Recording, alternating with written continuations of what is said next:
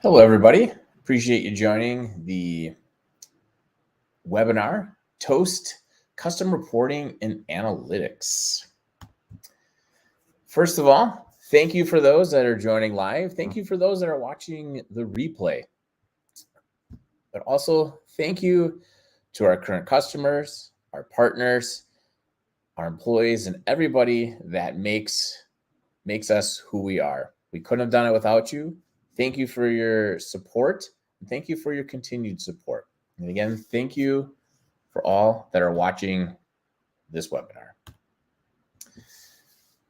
In the last webinar, we talked about loading the Toast data, Toast point of sale data, into Snowflake. So feel free to check out that on replay. You don't have to watch that before this webinar. However, it just gives you some additional information if Toast and Snowflake are important to you. So when we think about Toast, and really from you as the business owner, perhaps a business leader that leverages Toast, you have a number of questions about your customers, about your employees, about how you like to see things done better. You know there's constant improving, and you're always looking to improve not only the customer experience, you're looking to improve margins, you're looking to improve foot traffic, you're looking to improve perhaps to take market share, or perhaps you are even looking to expand your concept, your unique brand further than where you are today. So naturally, you have a lot of questions that you'd like answers to, but maybe you don't always know, well, where is the data? Maybe I know where some of the data is, or I know a lot of the data is within Toast, but I know there's data elsewhere. How do I blend that data together to get the answers to my questions? I'm Mike Jellin, been in the data and analytics space for a couple of decades, helping companies of all sizes, particularly companies that have data sitting in the cloud and on premise, and trying to maximize and to position based upon outcomes at the end of the day. So when you think of Toast, and you have standard reporting within Toast, and this reporting is a great starting point, all about what data is within Toast. Whether that data is margin related, revenue related, number of guests that you've had come in, what some of that trending. So this is a good, interesting starting point. And some of these metrics are going to be KPIs that you use in order to judge the overall health of a particular store or a particular restaurant. And so naturally, you're able to get a lot of particular details about certain KPIs on a particular day, over a particular month, or a longer duration. So it's nice to be able to see, well, how does this look at the aggregate within Toast? But really, again, back to those questions that you have don't always embody the data that's only stored within Toast. You want to, how do I increase my foot traffic on Monday through Wednesday? If you're like a traditional restaurant, great. Everybody does well Thursday through Saturday and even on Sundays. But those early days of the week when you can make or break from a profitability perspective, from your ability to grow and expand your brand into additional locations, or perhaps you're even looking to get into the franchisor franchisee model. Getting that additional customer traffic on Monday through Wednesday, Toast will tell you if customers came in on Monday through Wednesday, but they won't necessarily tell you before, how am I getting customers in to my restaurant? What sort of offers are they being given? What sort of impact based upon demographic information? Great. What about my inventory? How do I know if I'm ordering enough or not enough? You can look after the fact to be able to say, oh, all right, we typically sell this many tranches of chicken, this much meat, and that's great, but that's after the fact. Obviously, your ordering happens a week before it's scheduled to show up. Or there might be some specialty items that you have to order further out, and it might be seasonal things that you need to predict what that looks like.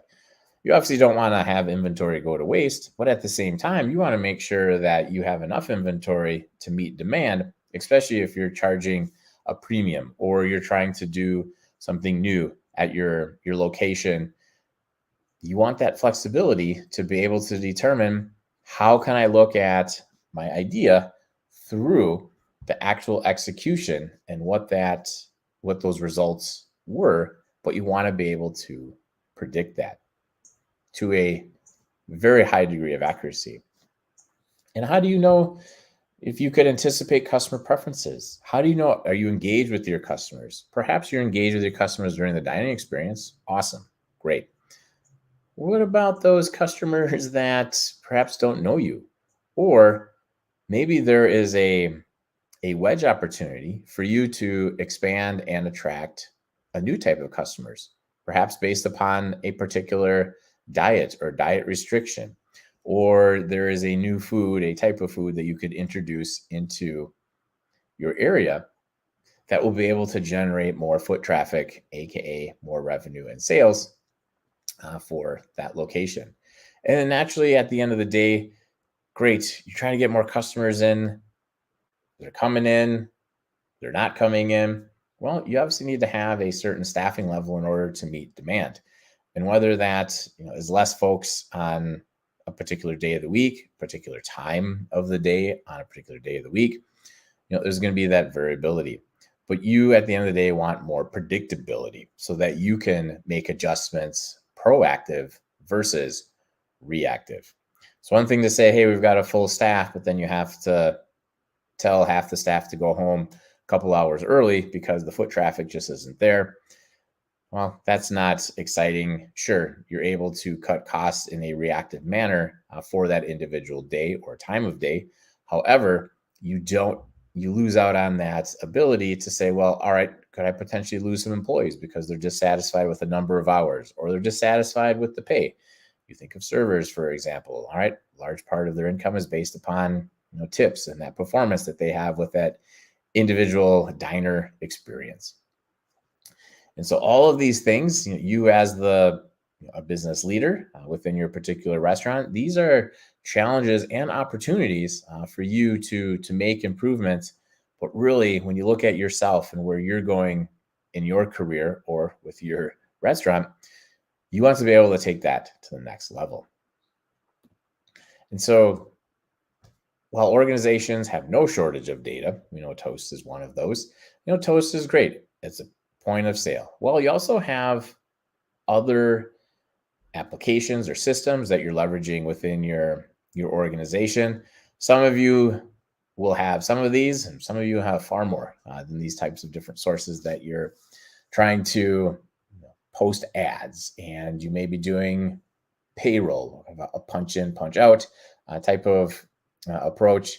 You could be have from a marketing funnel perspective. You have your CRM and you're tying your advertising campaigns to in order to measure up effectiveness. And then of course you have downstream of, well, what is that effectiveness relative to sales within an individual or a group of locations. So a lot of different complexities, lots of different applications. Some of your applications talk to each other and others, they have no idea about each other, or maybe they share very limited information and you're struggling to tie the two together. From, for example, you're trying to order different supplies for the locations and tying that back into a restaurant. Great. Well, how do you go look at profitability on an individual dish that is served? Obviously, there's a lot of complexity that goes into how menu items are built and what's that bill of material for an individual item, which of course goes back to, well, here's the cost, but then I need to look at my profitability. And that's when things get a little bit difficult, to say the least. That's when you start going through data gymnastics. All right, I can download data from this place into a spreadsheet, and I can combine it into another spreadsheet from this other system. And this individual over in operations, they've done a great job. They know how to tie the data together, but not everybody knows how to tie that data together. And oh, what happens when that individual leaves? Or maybe they get promoted into a new role. Well, here is a magic Excel workbook that has a lot of great information, or what's the process to get the data into the workbook? That's a lot of tribal knowledge that goes with that individual, and that's very difficult to translate, and it's very difficult to scale when you think of other locations or just even other people to get involved in the process. And knowing that you have lots of different data consumers, could be your marketing folks that are figuring out advertising and the impact to that the ad buying. You obviously have your store restaurant manager that they have their own set of operational insights that they are measuring, and they have additional questions above those measurements because they always are in that mindset of I need to constantly be improving. That's just part of their DNA. That's why we love them on our teams, because they're always looking for ways to improve. And some of those ways are just better execution on current processes. Others are coming up with new innovative ideas or offerings, or part of that overall dining experience, which naturally leads into operations and leadership. So we have all this data. It's really this data chaos, and we want to get to the point of I have all these questions. Ooh, I like to see things in a picture format, but yet there's a lot of different areas that I could look at. You think of these individual applications, they have all their fancy reporting in there. A lot of times it's just data within that individual application. Well, you in your role, you want to be looking across all of these different applications, whether it's beverage, it's food, front of the house, back of the house. How am I doing compared to my peers, or how am I doing compared to the forecasts and the budgets that I have? Like, oh my goodness, there's a lot of different ways to look at this, especially when you start to look at scaling, or for those of you that are going through that scaling process, to aggregate that information up, to be able to have that insight of who are our customers, what makes them happy, what makes them mad, what are opportunities that we can do to be better, to have a frictionless experience with our customers, our partners, and to entice new customers. So great. There's some information like we mentioned. However, you have information outside of Toast. We'll just pick on from an ad buying perspective, Google ads, Facebook ads. You might be doing things in TikTok, Instagram, just other ways to try to engage with your current and future customers. And you may even be segmenting by, it could be by age, for example, of you think of every 10 years, you're 18 to 27, 28 to 37, and up from there. Perhaps they have different tastes and different income levels that you're trying to cater to. And some of those groups might be willing to, or their buying behavior is 18 to 27-year-olds. Well, they're buying more at night or later at night because of their day, and they're going out for later meals later at night, or perhaps they actually are getting a snack or a fourth meal in the day later at night. Relative to those folks, tend to be a little bit older, that they're going out for an early dining experience. It could be early in the morning. They might be taking an 11 a.m. lunch, for example, or a 4 p.m. Dinner time. And that could lead to a 3 p.m. happy hour. So, all right, how are you engaging with those different groups and segmenting them so it's not a one size fits all of the different ads that you are buying and presenting to those user groups? That's a lot of different tools and platforms that you want to identify. There's the push out of, hey, I created this one ad and I want to push that out into all of my different ad platforms. But now you want to measure the effectiveness of, by each platform, what traffic have each of those platforms driven to our locations or location, and what's the impact? When I say impact, are they buying more? Are they just net new customers? Are they looking at certain products or offerings that are within the ad. Are they loyal to the ad? Can you convert them to be a loyal customer? And how many times is that customer, or does that customer experience need in order to become loyal? Is it one great dining experience? Is it two? Is it four? On average, we see that it's really four dining experiences, really four seamless dining experiences, and you have that customer hooked. At any point in time of those first four, you could lose that customer. Perhaps they only were loyal to a discount that you had given out there.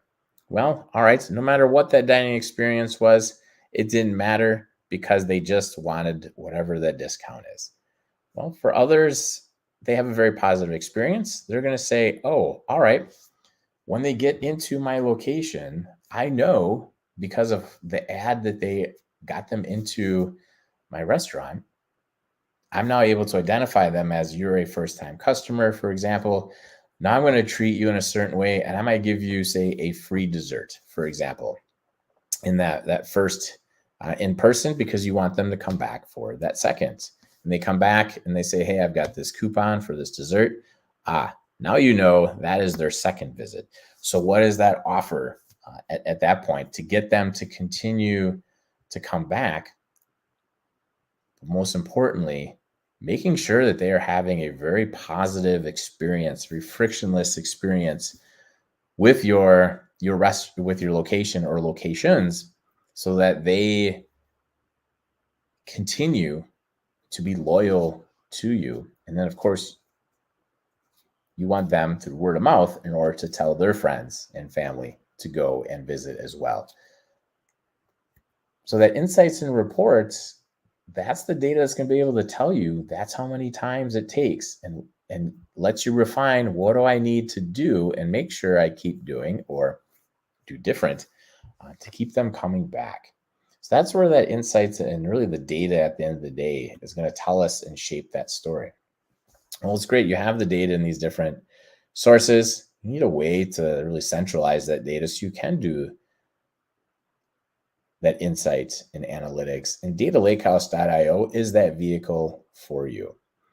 You don't need to have code or no coding. You don't need to install anything. This is just all runs in the cloud, bank grade security, information stored in a vault, but you have the keys to your data in that vault. And Data Lakehouse is what's going to allow you to centralize your data and to get those insights that you are craving, to answer those questions.